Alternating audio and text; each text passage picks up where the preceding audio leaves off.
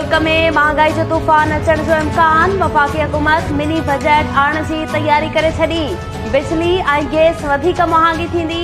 Petroleum शयुनि ते बि वाधू टैक्स लॻण जो इम्कान। ज़रियनि जो चवणु आहे त वज़ीर आज़म शहबाज शरीफ़ आला सतही इजलास दौरान मिनी बजट आणण जी मंज़ूरी ॾेई छॾी आहे। 150 खां 200 अरब रुपया वाधू टैक्स लागू कयो वेंदो। वज़ीर आज़म जी सदारत हेठि सुभाणे बि अहम इजलास थियल अहम फ़ैसिला कया वेंदा। पंजाब जे वॾे वज़ीर परवेज़ इलाही पारां पंजाब में इलेक्शन कमीशन जे निगरान वॾे वज़ीर खे न मञण जो ऐलान। चौधरी परवेज़ इलाही चयो आहे त इलेक्शन कमीशन जी सोच ऐं नियत जी असांखे ख़बर आहे। चीफ इलेक्शन कमिश्नर जी वॾे वज़ीर ख़िलाफ़ अदालत वेंदासीं ऐं केस हलण न ॾींदासीं। इमरान ग़लती कंदो आहे त केस रोकींदा आहियूं। दुश्मन खे ग़लती करण खां नाहे रोकबो, ग़लती करे ई दुश्मन ॿुधंदो आहे। पंजाब जे निगरान वॾे वज़ीर वारी समूरे अमल ते नज़र आहे। इलेक्शन कमीशन नंढी चूंड में कामयाब थियल पीटीआई चेयरमैन इमरान खान जे 7 तकनि तां कामयाबीअ जो नोटिफिकेशन जारी करण जो हुकुम ॾेई छॾियो। इलेक्शन कमीशन इमरान खान पारां चूंडुनि ते आयल ख़र्चनि जा तफ़सील जमा कराइण बाद महफ़ूज़ कयल फ़ैसिलो जारी कयो। इमरान खान नंढी चूंड में NA 222 Mardan, NA 24 4 NA 31 Peshawar, NA 108 Faisalabad, NA 118 Nankana, NA 45 करम ऐं NA 239 कोरंगी ते कामयाब थियो हो।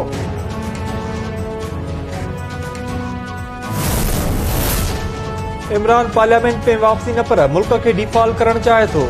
इमरान खे नाअहल थियण सां गॾु गिरफ़्तार थियणु घुर्जे। घरू वज़ीर राना सनाउल्ला चयो आहे त नवाज़ शरीफ़ खां मौजूदा सूरतहाल बाबति रहनुमाई वठण लाइ लंडन आयो आहियां। मरियम नवाज़ बि जल्द ॾे वापसि अची वेंदी।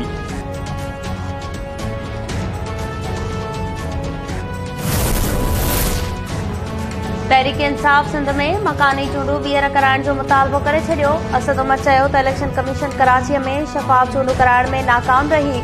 सिंध में मकानी चूंडुनि जा नतीजा क़बूल न आहिनि। चूंडुनि खे कलदम करार ॾिनो वञे। दादूमा चेयरमैन जे उम्मीदवार खे गिरफ़्तार कयो वियो आहे। कराचीअ में असांखे भित सां लॻाइण जी कोशिश कई वई। त्योहारनि बदिरां अमजद आफ़रीदीअ खे गिरफ़्तार कयो वियो। इलेक्शन कमीशन इस्तीफ़ा ॾे।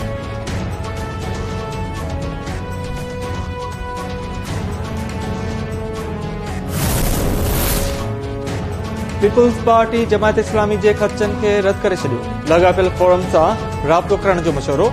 सूबाई वज़ीर सईद गनी चयो आहे त मुल्क जी तबाही जो ज़िम्मेवार इमरान खान ऐं तहरीक इंसाफ़ आहे। कराची में अहिड़ो माहौल पैदा न कयो वञे जंहिं सां PTI खे फ़ाइदो थिए। हाफ़िज़ नईमुल रहमान ऐं जमायत इस्लामी खे सब्र जो मुज़ाहिरो करणु घुर्जे। असां ते लॻायल इल्ज़ाम बेबुनियाद आहिनि। जमायत इस्लामी जो रवैयो दुरुस्त न आहे। हिक तक ते ॿीहर गड़प थी त जमायत इस्लामी शिकताण पैदा कई।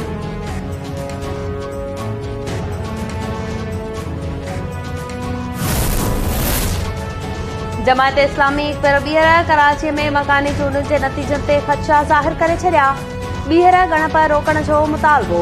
हाफ़िज़ नईमुर रहमान चयो आहे त सिंध हुकूमत अवाम खे इख़्तियार नथी ॾियणु चाहे। मकानी चूंडुनि जे नतीजनि ते ख़दशा आहिनि। 4 ॾींहं गुज़री विया आहिनि। हिन वक़्त ताईं नतीजनि वारो मामिलो हल नाहे थियो। हिकु भेरो ॿीहर कराची में पीपुल्स पार्टी खे रोकण जी कोशिश थी रही आहे। पीपुल्स पार्टी कराची में भरपूर तरक़ियाती कम कराया आहिनि। जमायत इस्लामी होश खां कम वठे। पीपुल्स पार्टी सिंध जे तर्जमान आजिज़ धामरा चयो आहे त धमकियूं ॾियण असांखे बि अचनि थियूं। चूड़ियूं असां बि न आहिनि पातियूं। असांजा बि कारकुन तयार आहिनि। अवां रुगो कराची में एहतिजाज कंदो। असां सॼी सिंध में दमादम मस्त कलंदर कंदासीं। कंहिंखे बि PP जो मैंडेट चोरी करण न ॾींदासीं।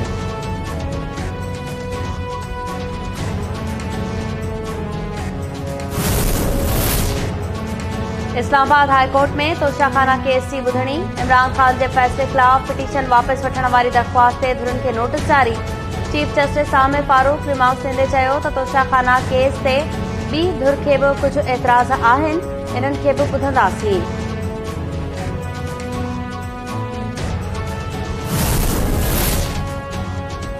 इस्लामाबाद हाई कोर्ट PTI अॻुवान शहबाज गिल पारां स्पेशल प्रोसिक्यूटर खे कम खां रोकण वारी दरख़्वास्त रद्द करे छॾी। चीफ जस्टिस रिमार्क्स ॾींदे चयो आहे त अञा ट्रायल शुरू थियो आहे। फर्दे जुर्म बि लागू न थियो। शाहिदनि जो मरहलो बि अचणो आहे। दरख़्वास्त ते फ़ैसिलो जल्द कंदासीं।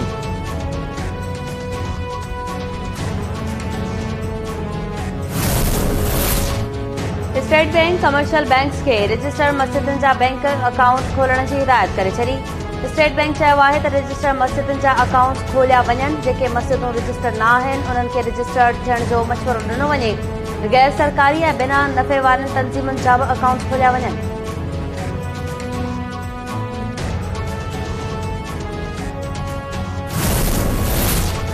सिंध जो अटो ऐं कणक बलोचिस्तान स्मगल करण जे इल्ज़ाम हेठि खुराक खाते लाड़काणे जे डिप्टी डायरेक्टर समेत 3 अमलदार मुअतल करे छॾिया। डिप्टी डायरेक्टर करीबुल्लाह सुमरो, जेकबाद जे DFC काज़ी रफ़ीक ऐं फूड सुपरवाइज़र गुलाम मुस्तफ़ा खे मुअतल कयो वियो। अमलदारनि ख़िलाफ़ वधीक जांच जारी।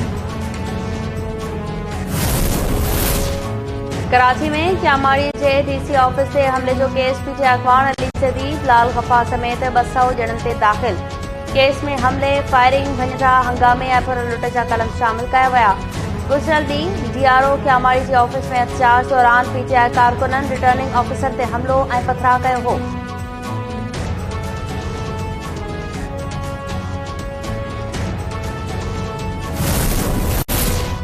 मुल्क में थधि जी लहर बरक़रार। बलोचिस्तान समेत मुल्क जे मथां इलाइक़नि में बर्फ़बारी ऐं बरसात जारी।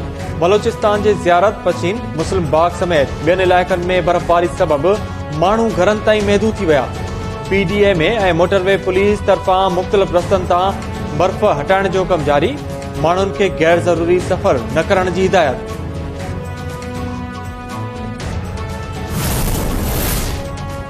सिंध में भी थधि जो ज़ोर बरक़रार। खैरपुर, कंधरा, मधेजी, मियां साहब ऐं ॿियनि शहरनि में हल्की बरसात। मुख़्तलिफ़ इलाइक़नि में पारो बि ॼमण लॻो। बिजली ऐं गैस जी लोड शेडिंग माण्हुनि जा आंज वधाए छॾिया। रध बचाव में सख़्त ॾुखियायूं। थधि सबबि बसर, टमाटे, मिर्च, गोभी, गिदरे जा फसल सड़ण लॻा।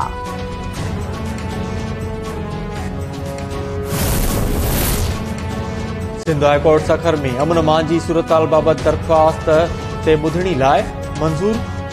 SSP सखर सिंघार मलिक 26 जनवरी ते तलब। IG सिंध DIG सखर खे बि नोटिस जारी। दरख़्वास्त गुज़ार मौक़िफ़ अख़्तियार कयो त ज़िले में अमन मान जी सूरतहाल ख़राब आहे। वकील बि चोरनि खां महफ़ूज़ न आहिनि।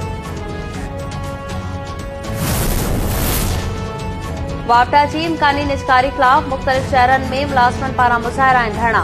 खैरपुर, ठारूशाह, नवाबशाह, खानपुर, बहार, सामारो ऐं ॿियनि शहरनि में मुलाज़िमनि पारां ऑफिस जी तालाबंदी करे एहतजाज कयो वियो। एहतजाज कंदड़नि जो चवणु आहे त वापटा जी इम्कानी निजकारीअ वारे फ़ैसिले खे वापसि वरितो वञे।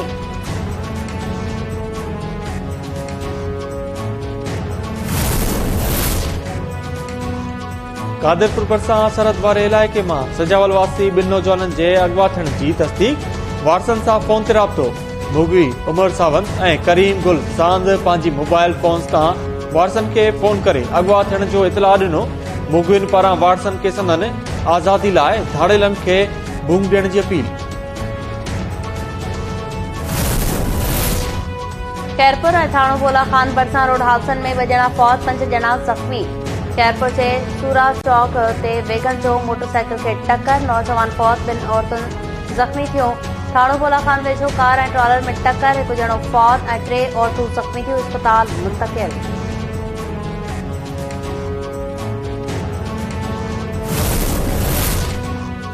मेड़ में PTI जे चूंडियल काउंसलर न्याज़ बुढ़ो जी गिरफ़्तारी ख़िलाफ़ PTI जो धरणो जारी। गाॾियुनि जी अचवञ बंदि, मुसाफ़िर परेशान। लियाकत जतोई चयो आहे त न्याज़ बुढ़ो जी आज़ादी ताईं धरणो जारी रहंदो। ॿीहर ॻणप जो मुतालबो मैंडेट चोरी करण जी कोशिश आहे।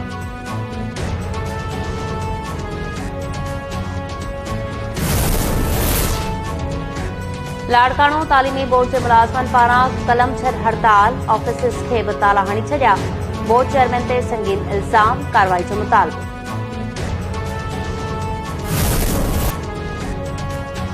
न्यूज़ीलैंड जी वज़ीर आज़म जैसिंडा आर्डर्न उहिदे तां इस्तीफ़ा ॾेई छॾी। जैसिंडा आर्डर्न आख़िरी ख़िताब में चयो आहे त मुंहिंजे उहिदे छॾण जो वक़्तु अची वियो आहे। उमीद आहे त न्यूज़ीलैंड जो मुहबत ऐं मज़बूती वारो सफ़र जारी रहंदो। न्यूज़ीलैंड में हलंदड़ साल अक्टूबर में नयूं चूंडूं थींदियूं।